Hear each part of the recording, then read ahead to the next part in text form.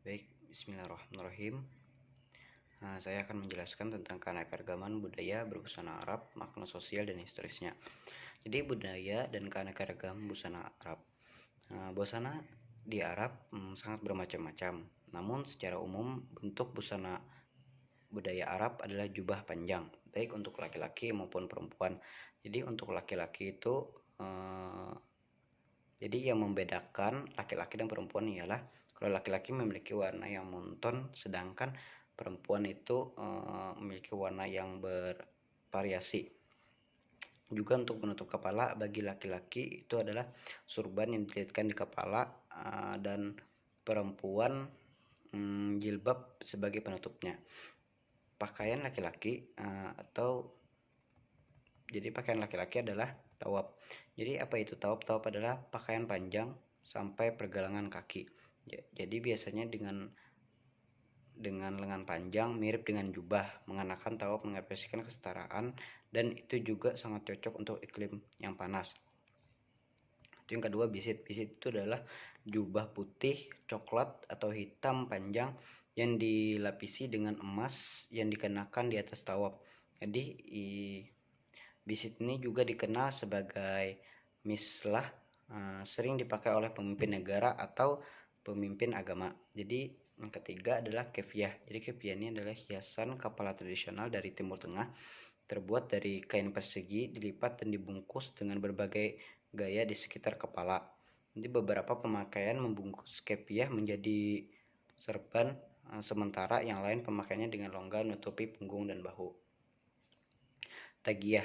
Jadi yang keempat, tagiyah. Tagiyah itu adalah sebuah penutup kepala tipis, kadang-kadang dikenakan di bawah kefiah agar tidak tergelincir. Jadi yang kelima tuh agal. Jadi agal ini adalah tali hitam tebal, dua ikatan yang menahan kefiah di tempatnya. Terus kemudian pakaian perempuan. Dia pakai perempuan yang pertama itu adalah tawaf. Tawaf longgar. Nah, dari tawaf itu yang longgar, lengan panjang, pakaian panjang pergelangan kaki seperti pakaian pria. Namun untuk perempuan, leher dan depan dapat disulam dan dihias dengan manik-manik serta warna yang lebih bervariasi. Yang kedua adalah salwar. Jadi salwar itu adalah celana katun atau sutra yang dikenakan di bawah tawaf. Jadi salwar ini adalah celana yang dikenakan di dalam tawafnya, celana dalam tapi celana yang panjang. Nah itu adalah celana adalah salwar. Jadi abaya. Jadi yang ketiga adalah abaya. Abaya adalah jubah hitam besar yang dikenakan di atas tawaf, longgar menutupi seluruh tubuh. Jadi setelah memakai salwar dan dikenakan lagi jubah hitam besar, yaitu yang namanya tuh abaya. Terus kemudian yang keempat adalah hijab, atau jilbab. Jadi jilbab khas yang terikat erat di sekitar kepala dan diselipkan di belakang untuk menyembunyikan rambut, sementara juga menutupi bagian dahi tetapi meninggalkan wajah yang masih tampak. Itu yang kelima adalah niqab. Niqab ini adalah hijab yang menutupi wajah, disebut juga dengan cadar kalau di Indonesia. Itu yang keenam adalah burqa. Jadi burqa ini adalah gaya niqab yang kurang umum. Jadi burqa ini adalah terdiri dari bahan ringan, lebar, lipit sekitar topi yang pas di atas kepala. Jadi burqa ini adalah seperti cadar, akan tetapi yang ada talinya dan menutupi wajah. Nah jadi di menutupi wajah itu ada kisi-kisi di mata ini untuk terawang bersulam. Ada kisi-kisi untuk terawang bersulam, tempat untuk melihat di mata. Terus jadi mulai dari aksesoris busana orang Arab, dari penutup kepala muncul di Tunisia cecia. Ya, cecia ini adalah topi merah datar yang terbuat dari wol dan masih dipakai beberapa pria yang tua di sana. Jadi ini adalah simbol dari tradisi Tunisia. Disebut juga takia. Nah, jadi takia ini adalah tudung kepala. Ini biasanya dipakai di bawah gutra atau surban laki-laki yang umum di Mesir. Jadi kekhususan Mesir adalah bahwa beberapa pria mengenakan topi ini sendiri tidak memakai surban. Jadi selain Mesir, Sudan juga populer dengan takia. Jadi takia ini penutup kepala dari Yordania yang disebut semak madab. Nah, jadi kefiyah yang berwarna merah. Jadi merah itu adalah warna yang khas dari Jordan karena berdiri untuk nilai-nilai budaya Baduy. Dalam pemakaian semah madab, Yordania memiliki arti sosial semakin besar jubai. Ini semakin tinggi pentingnya pemakaiannya. Sumah adalah nama Saudi untuk kefiyah khas Yordania yang dipakai oleh banyak orang Saudi di musim dingin untuk menggantikan gutra. Jadi sumah juga populer di UEA. Sumah Qatar biasanya putih dan memiliki kesan seperti Afrika dengan juntayan 2 ekor di belakang, kaku di bagian depan, juga dengan Kuwait sumahnya berwarna putih dengan ada notif khusus jika dilihat dari depan. Jadi di Palestina disebut juga kafiyah yang memiliki ciri hitam dan putih. Jadi pola warna ini memiliki simbol Palestina dalam mendukung Palestina dari Israel. Sedangkan di Yaman disebut Sawal gutra. Nah, adalah kain katun berbentuk persegi khas dari Saudi Arabia. Jadi ini dilipat secara diagonal untuk membentuk segitiga. Pria mengenakan gutrah di atas takia. Beberapa pria mengenakan gutra langsung di atas kepala tanpa takia. Warna khas gutra berwarna putih. Kuma populer di Oman sebagai ganti dari gutrah yang kurang populer. Jadi topi tradisional memiliki warna berbeda dan memiliki lubang yang menjadi kepala tetap dingin. Mujar, sebuah sorban yang melilit kepala dengan atau tanpa kuma di bawahan. Jadi untuk aksesoris penutup kepala perempuan terdapat hijab, niqab dan burqa sebagai jenis busana dasarnya. Adapun terdapat pengembangan seperti di Oman hijab seperti lahab. Nah, ada juga sepsari dari Tunisia, meski jarang dipakai.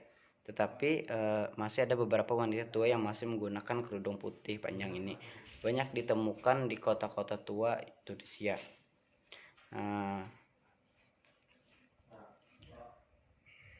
Jadi pakaian haik cadar hampir terlupa di Aljair, namun masih dikenakan oleh beberapa wanita Berber Libya serta Maroko. Ini adalah kain putih panjang yang menutupi seluruh tubuh. Litma adalah versi Yaman dari niqab. Nada sitara juga dari Yaman. Secara harfiah bermakna tirai. Adalah pakaian tradisional ibu kota Sanaa. Saat ini hanya wanita lansia yang memakai kain berwarna-warni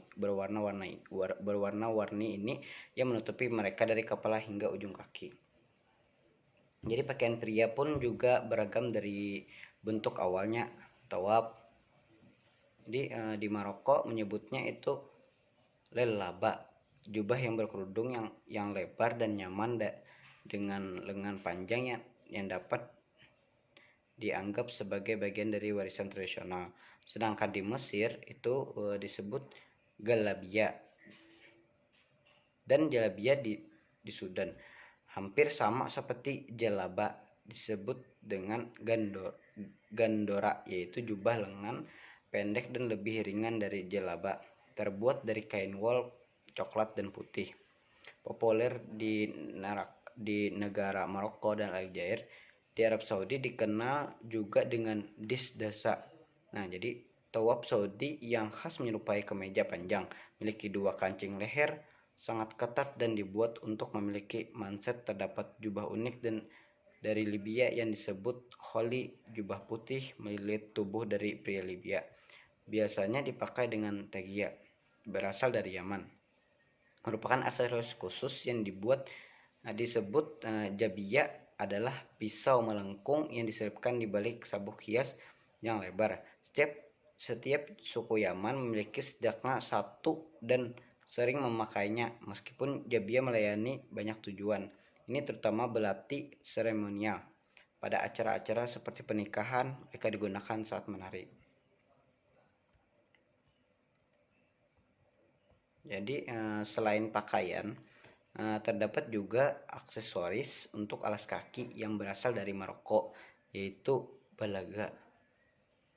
Sebagian besar itu warnanya kuning, tetapi warna lain juga digunakan. Jadi seterusnya makna sosial pakaian Arab. Menurut awal kekhalifahan Islam, para khalifah Islam awal memang memberlakukan peraturan ketat agar orang Arab tetap menjaga kemurnian identitas mereka. Jadi bahwasanya bagi orang Arab menggunakan gaun putih dan panjang menggambarkan pentingnya pakaian tradisional Arab. Pakaian merupakan simbol yang terlihat yang dapat mengintegrasikan dengan budaya yang berbeda dan menjadi keseimbangan dengan yang lalu. Karena menggunakan pakaian tradisional Arab memperkenalkan budaya pahlawan mereka dengan berbagai macam gaya dan item dan dapat dibanggakan. Sebagai produk budaya yang bersifat kebendaan atau material kultural, pakaian memiliki banyak dimensi yang bisa mengundang berbagai disiplin ilmu untuk mengerjakannya, seperti dimensi fisik dan dimensi simbolik, dimensi struktural dan interpresif. Jadi seterusnya periodisasi perkembangan pakaian Arab Islam di wilayah Timur Tengah. Pakaian pada masa dinasti Umayyah dan Abbasiyah. Jadi pada masa awal keberadaannya negara Islam, tidak ada pengaruh yang amat kuat yang dapat merubah budaya berpakaian dari mereka. Jadi mayoritas dari mereka atau non-muslim masih melestarikan budaya seperti membayar upeti pakaian terhadap gereja Koptik yang dilakukan oleh masyarakat Mesir, dan bahkan mereka enggan menggunakan pakaian serupa dengan orang Arab Muslim. Jadi pakaian dikenakan masyarakat pra-Islam pada waktu itu berupa ijar dan tawab. Sedangkan pakaian dikenakan sebagai penanda Muslim adalah gamis atau baju yang berlengan pendek yang dikenakan oleh Muslim laki-laki maupun perempuan yang di atasnya diberi mantel atau caba. Mungkin dari sini dulu penjelasan saya. Apabila ada kesalahan mohon dimaafkan. Sekian, terima kasih.